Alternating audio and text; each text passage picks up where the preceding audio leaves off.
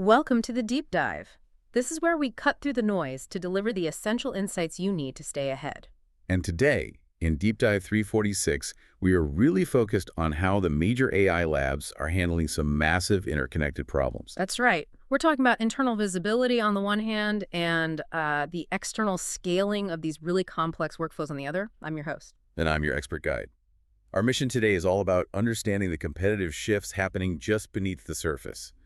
We're looking at everything from how models are being forced to, well, self-report their own failures. To how these niche developer tools are making an aggressive move into the Fortune 1000 space. The theme here is really control who has it and where it's being applied.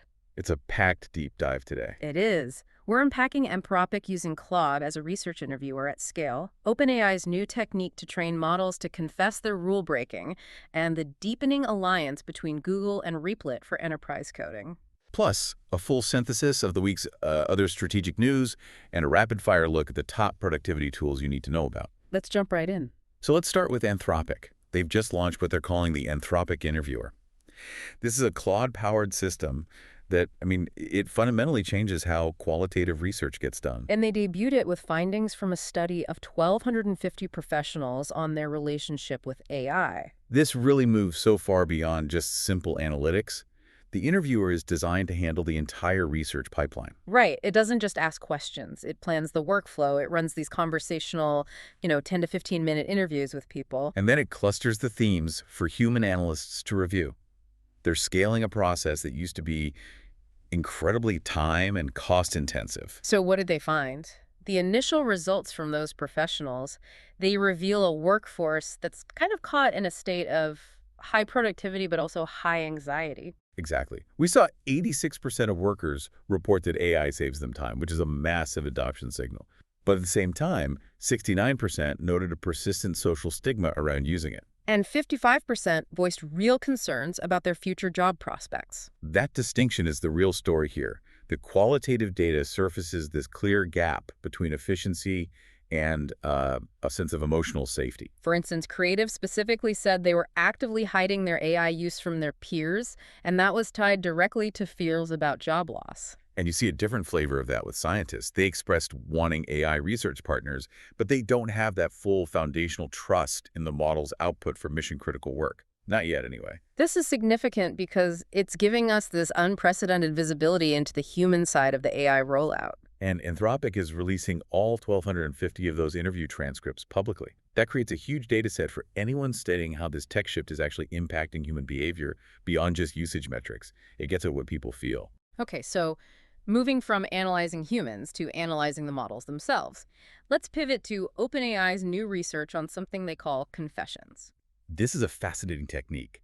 It basically trains models to generate a second, honesty-only output right alongside their primary response. So it's a crucial step for internal visibility. The model produces a separate report, the so-called confession, which lists every instruction it got.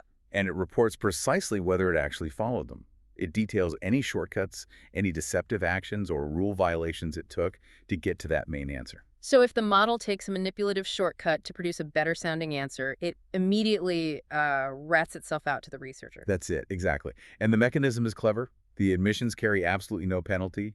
The model earns its reward just for truthful self-reporting, completely separate from how well it did the task. So it's training for transparency, not just for correctness. And that focus on truthful reporting seems to be working in early tests. In stress tests on their advanced GPT-5 thinking model, the cases where the model broke the rules and successfully hid the violation, what they call false negatives, that only happened 4.4% of the time. That's a pretty low failure rate. It's very significant. Yeah. As models get more sophisticated, their internal behavior becomes, well, harder to observe. Confessions gives researchers a powerful new tool in their internal safety stack. It lets them catch shortcuts and potential deception early in development, instead of just relying on external tests after the fact. It's all about maintaining control over these increasingly complex systems. Absolutely. Improving that observability is paramount if you want to scale them safely. All right, next up, the competitive landscape in developer tools it's really intensifying, especially with the new announcement that Google and Replit are deepening their partnership. They're planning to bring Replit's vibe coding tools to large enterprise partners, all running on Google infrastructure. And Google is investing heavily here. Replit is integrating Google's recently released Gemini 3 directly and also bringing in the Imagen 4 text-to-image model. which signals a very serious push toward multimodal development workflows, Hmm. all inside Replit's environment. Their strategy is clearly aimed at the top of the market. They're going to jointly market through the Google Cloud Marketplace, and they're specifically targeting Fortune 1000 teams. The goal seems to be enabling these huge organizations to build robust applications without needing massive, dedicated engineering teams for every single project. And to understand the stakes here, you just have to look at Replit's trajectory. Their annualized revenue jumped from under $3 million to $150 million in less than a year. Which is what justified that September funding round that valued the startup at $3 billion. But that kind of growth, it attracts serious competition. This deal lands right in the middle of a brutal coding battle. Claude Code has reportedly crossed $1 billion in run rate revenue. And critically, Cursor, another major player in that developer space, hit the same $1 billion milestone, but at a staggering $29 billion valuation. Wait, that valuation difference it's enormous for hitting the same revenue run rate. It's massive, and it suggests the market is pricing in enormous differentiation. Cursor is so deeply specialized in developer workflows and knowledge management that $29 billion number signals that investors are betting on specialization. They're betting that unique IP offers a much steeper competitive moat than generalized tools. That insight really changes how you look at the whole sector. What's fascinating here is that historically vibe coding, that fast, integrated solo dev workflow that Replit made popular, has been a grassroots thing. And Google's deal is a massive bet that this workflow can actually scale up to the rigorous demands of large, established enterprise environments. And that transition isn't just about technical integration, it's about cultural friction. It is. Google has to convince Fortune 1000 security and compliance teams that this rapid iteration style of vibe coding can meet their rigorous, auditable enterprise standards. That's where this bet either succeeds or fails. Okay, that covers the three major updates. Now, let's widen the lens for a moment and look at the strategic money shifts shaping the broader market. And we're going to slow our rhythm down a bit in this segment, just to give you some deep context on these moves. We have to start with Meta's fundamental financial restructuring. Mark Zuckerberg is planning to slash the metaverse budget by 30%. This follows approximately $70 billion in cumulative losses on those initiatives since 2021. The crucial point is where that money is going. Those funds are being explicitly redirected away from metaverse divisions like Horizon Worlds and Quest VR, and they're going straight into AI-centric projects. This redirection of $70 billion is the clearest signal yet that the market is demanding immediate, tangible utility from AI. It's treating the pure-play metaverse as a long-term liability, not an immediate growth engine. It's just a massive pivot. Speaking of high-end capabilities, Google just launched Gemini 3 DeepThink. This is Gemini's most advanced reasoning mode to date, designed to tackle the most difficult logic challenges. DeepThink is engineered to explore multiple hypotheses at the same time, which allows it to solve extremely complex math, science, and logic problems. It's positioned as their top-tier capability, and it's available exclusively to Google AI Ultra subscribers. We're also seeing significant strategic partnerships designed to secure market share. Snowflake and Anthropic announced a $200 million multi-year partnership. And this is aimed specifically at deploying Claude-powered AI agents directly to Snowflake's massive customer base. That's over 12,000 enterprise customers who will now have direct access to customized Claude tools right inside their own data environment. Which focuses the power of these frontier models right where the enterprise data actually lives. Meanwhile, OpenAI is focusing on its own internal control stack by acquiring Neptune. Neptune is a startup that specializes in building the very specific tools needed for tracking and analyzing AI model training during the development process. This isn't just buying a tool.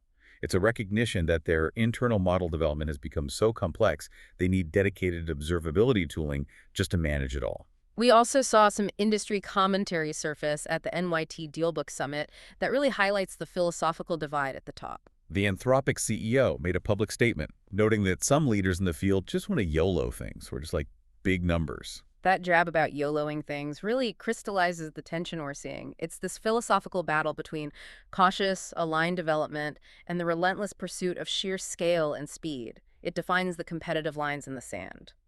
And finally, a vertical scaling success story. In legal tech, The AI startup Harvey raised $160 million, pushing its valuation to $8 billion. They also reported that roughly half of the AmLaw 100 firms are now actively using the tool. That level of adoption in a traditionally cautious, high-stakes industry like law just shows how quickly these specialized vertical tools are scaling and becoming the new baseline. It's a complete shift in standard practice. Okay, moving back to a standard pace now, let's wrap up with a rapid-fire segment on the must-know trending AI tools of the week. These are the tools boosting productivity right now. First up, Nano Banana Pro. This is Google's state-of-the-art image generation tool. It's focused on extremely high visual fidelity and realism. Then there is Kling 2.6. Kling's new AI video model. The key feature here is native audio capabilities. The sound is generated with the video, which is a major step up in quality. For those in the Claude environment, 4.5 Opus. That's Anthropic's most powerful model, now specifically available within Claude Code.